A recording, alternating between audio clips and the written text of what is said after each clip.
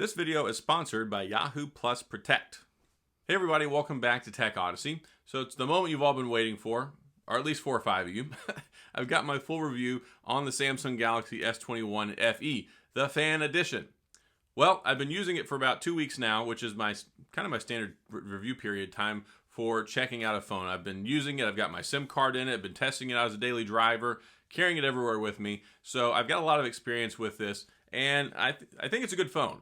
I know when I initially made the video about it, there was some confusion because people thought I was maybe hating on the phone. My concern was the pricing and the time that the phone was released, because it came out a year after the S21 and it really wasn't much cheaper. And the S21 in some ways is still kind of a better phone, or maybe even a better deal. And the S22 is right on the horizon. So taking that into consideration, I had some concerns. But with the actual hardware, testing out the phone and using it, it's actually a really good product. One thing that I can say about this phone is it feels very complete. And when you look at a lot of phones that cost $500, $600, $700, they're not always the most complete. They might have some good things here, but not some so good things over there. This one gives you a full complement of your cameras. You get your primary shooter, you get an ultra wide, and you get a telephoto, which is capable of up to 30 times zoom. You get a 6.4 inch AMOLED display, HDR, all that great stuff. And it's got a full 1080p plus. But the great thing about it is it's got a 120 hertz refresh rate, which is the latest and greatest. Everybody loves that stuff. You get the nice smooth scrolling, and then you've got the optical fingerprint sensor, which is here. And I discussed this in a previous video. You can even access it whenever the screen is off. You don't even see the fingerprint sensor. You can reach out there and touch it, and you can unlock it. And in addition to that, you've got your facial recognition technology, BOW, so you can unlock it that way as well. It starts off at 128 gigabytes of storage and 6 gigabytes of RAM. I wish it had 8, but I guess that's kind of their way of differentiating it, because if you do go up to 8, you're kind of in the ballpark for the S21 already, which starts off with 8 gigabytes of RAM. So that's kind of some of the stuff that I was scratching my head about from the beginning, because yes, it's $699 introductory. Well, tack on an extra $50, $100 or so, and then you're already looking at the S21 price.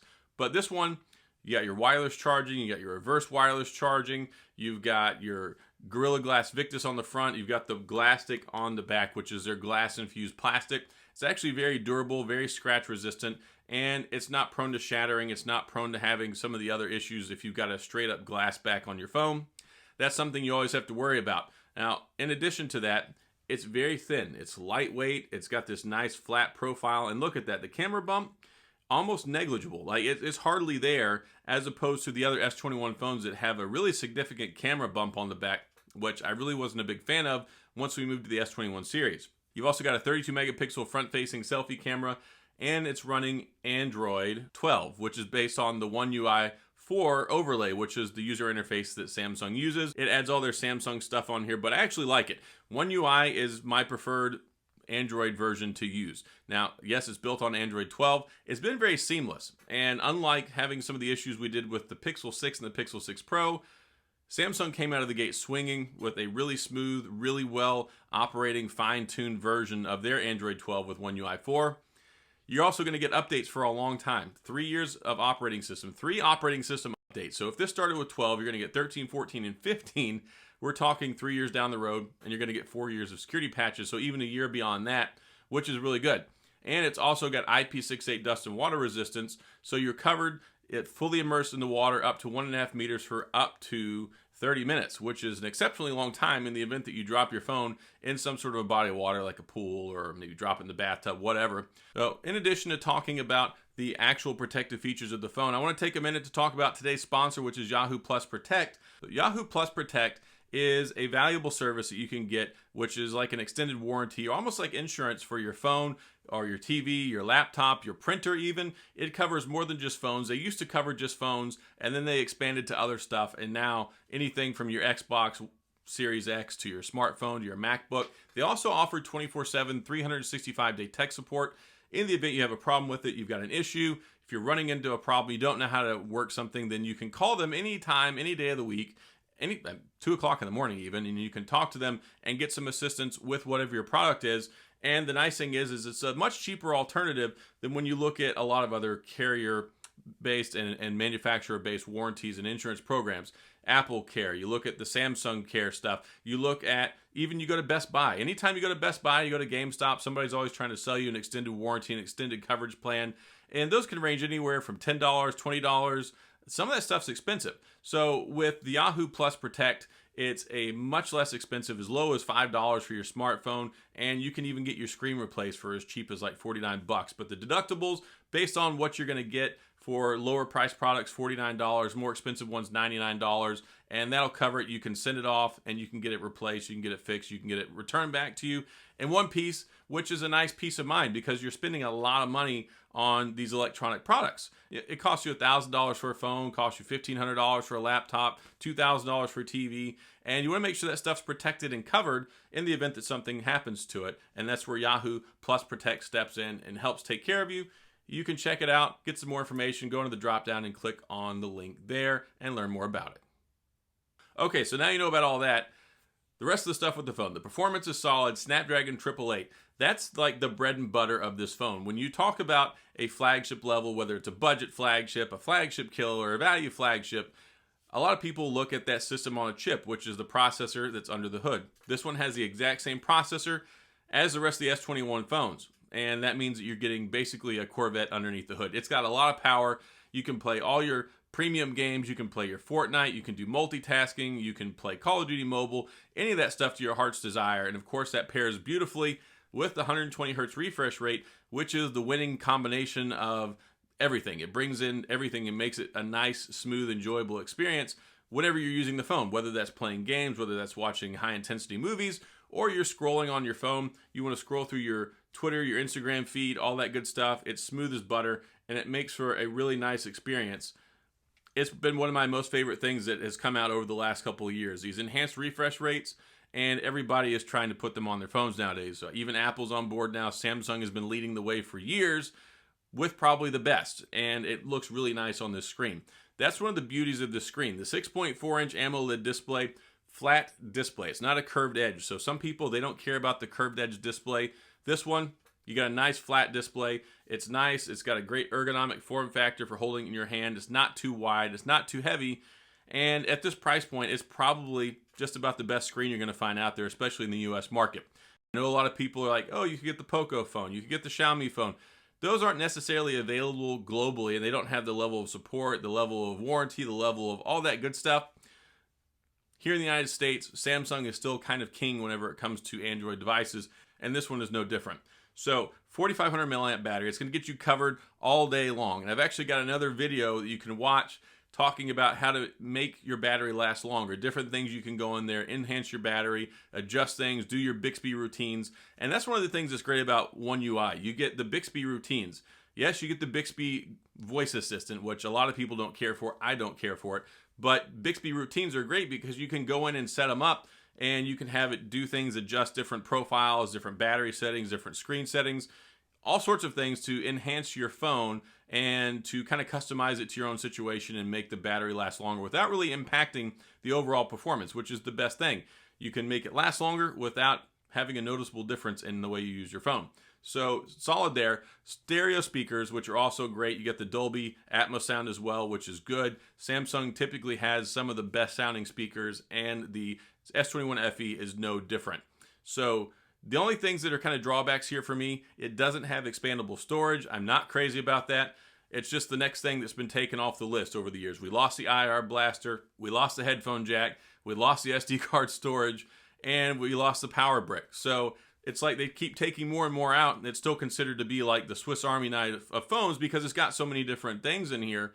But those are some of the fan favorite things, and that's why when we talk about this phone, yeah, it's a fan edition, but it's missing some of the things that kind of make it a fan edition phone. And the S20 FE last year had the SD card storage. I don't like they took it out, especially since they limit you and only give you 120 gigs to start off with. Yes, you can go up higher in storage. Yes, you can go up higher in memory, but you're never going to be able to add that level of storage where you can just pop an SD card in. Otherwise, I like it. I've been enjoying using it. It's smooth, it's fast, it's responsive. It's a beautiful looking phone. They've got multiple different colors. They've got that purple color. They've got the olive color. They've got blue. They've got white. The white one I really like. It's super nice. And then they have this soft touch finish. It's a matte finish on the back. so you don't get the fingerprints and all that other stuff that's on here. So it makes for a really nice phone, and then you can get lots of accessories for it. That's one thing with Samsung phones. You can go to Amazon, you can get accessories out the wazoo. It's not like picking up a Motorola, picking up a Blue phone, picking up something else, a Sony phone. They're very limited in what you have for accessories. You can get screen protectors and cases any day of the week on Amazon. You get them pretty cheap, and then you can also get a nice glass screen protector for it. And it's easy because you don't have that curved edge. When it comes to the curved edge and also those optical fingerprint sensors on the S21, S21 Ultra, all that stuff, it makes it hard to get a screen protector because it makes it difficult for them to work. This one, I put this glass screen protector on here. Bam, it works like a champ. I've got no issues. So I think Samsung did a good job here. Again, reflecting back on what I talked about in the beginning and in previous videos, I don't like the timing of this. It should have come out months and months ago. It would have been more competitive then.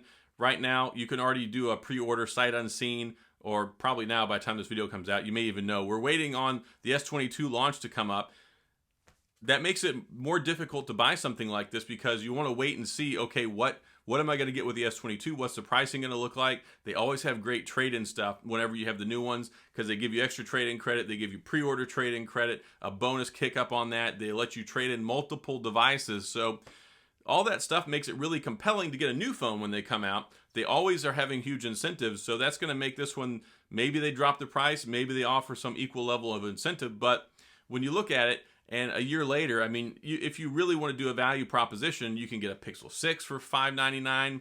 Cheaper than that if you want to go for a refurb or go on the used market. You can get an S21 for under $500 nowadays, renewed or refreshed somewhere like Swappa. So when you look at it from a value proposition, look at the Pixel 6, you look at the S22 coming out.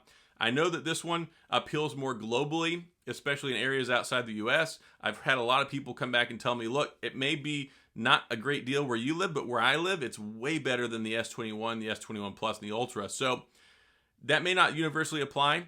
You're going to have to check out your own circumstances. I got this at Best Buy. They gave me a $100 gift card from Best Buy when I bought it. So that lowered it effectively to $599, same price as the Pixel. Then I traded in another phone I had to Best Buy and got $450 off of it. So I paid very little for this phone. And if you find yourself in a position like that, where you can make your money and your trade-in stuff work for you or get a good carrier deal, then this really is a solid phone. And that's something that I don't want to gloss over. When I talked about it previously, some people thought that I was talking poorly about the phone, when in reality, the phone's actually really good. It was a matter of, okay, the timing and the pricing, it was just not good, right? Had this come out 3-4 months ago, it would have made a really compelling option. And we thought this was going to come out months ago, but probably because of supply chain issues and the processors and everything else going on, it's been difficult for everybody. I mean, look at the landscape. There was no Note. There's no more LG. There's a lot of phones that didn't get made, or they're being pushed back, or they're being delayed. So the landscape for phones is not good, and we're having less and less of them that come out, brand new phones on a regular basis. So solid phone here. I've been enjoying using it. It's something, if you want to pick it up, if you're a fan of the Fan Edition, it's going to do you well. The cameras on here, they're solid. They're not as good as the Pixel. They're not as good as the S21 Ultra. They're not as good as the iPhone 13, 13 Pro, but they're very formidable. They're going to do what you want. I mean, you're going to be able to shoot 4K 60 on the front and the back. If you want to do video stuff, it's got good microphone pickups, and you've also got HDR. You can take your shots with your photos, even with the wide angle, the telephoto, that 30 times zoom. Yeah, is it the most perfect camera? No, but it's very complete because it has everything. It's got everything in the kitchen sink in there. So that's all I've got on my full review of the S21 FE. I like it. I've been enjoying using it. Just those considerations. Make sure you can find it where you can get the price to work for you. Find a good trade-in deal. Find a good way that you can pick one up, either through Samsung, through a third-party retailer, through Best Buy. That's how you're going to maximize it and make it worth your while. And I'm fairly certain over the next couple of months, Samsung is very apt to lower the price on these. And if you pick this up, if you're watching this like a year later, around Black Friday time, you're going to be able to get a great deal on it. So some people like to wait about a year and then pick up the phones. And I don't blame you, because you can get some really good deals on phones that are going to be supported for several more years and bring so much to the table. And this Snapdragon 888 is going to be a crazy good processor for years to come. So that's all I got. If you have any questions or comments, please feel free to leave those down in the comment section. I'll get back with you. If you enjoyed the video, please hit the like and the subscribe button and the little notification bell if you want updates when new videos come out. And as always, thanks for being here. I appreciate you watching, and I'll see you guys next time.